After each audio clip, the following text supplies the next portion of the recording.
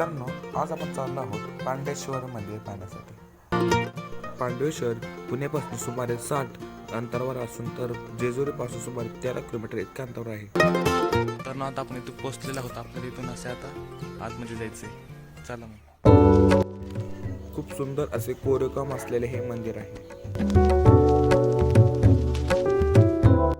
मित्रांनो, असे सांगितले जाते की हे मंदिर पांडवांनी एका रात्रीत बांधले आहे.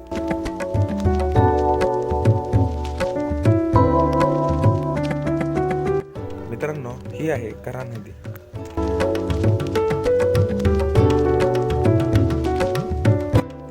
मंदिराच्या आतमध्ये आपल्याला अनेक देवांची लहान लहान मंदिरे पाहण्यासाठी मिळतात.